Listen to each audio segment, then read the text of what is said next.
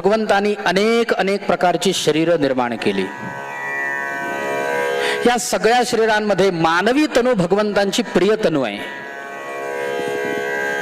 आणि ह्या मानवी तनुमध्येच या शरीरामध्येच हा जीव हा आत्मा परमात्म वस्तूचं आलंबन करू शकतो, परमात्म वस्तू प्राप्त करू शकतो।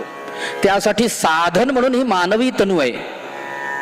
परंतु जन्मजन्मांतरीचा कर्मविपाक, जन्मजन्मांतरीच्या वासना, माणसाचा एकंदरीत स्वभाव, आजूबाजूची परिस्थिती, या सगळ्यामुळे त्या आत्मतत्वावरती, ते आत्मतत्व प्रकाशित आहे बरं का, प्रकाशित आहे, परंतु ते आत्मतत्व तिरोहित झाल्यासारखं झालेलं आहे आणि ते तिरोहित झालेलं आत्मतत्व संशोधित करण्याकरिता म्हणून त्याला गुरुची आवश्यकता असते।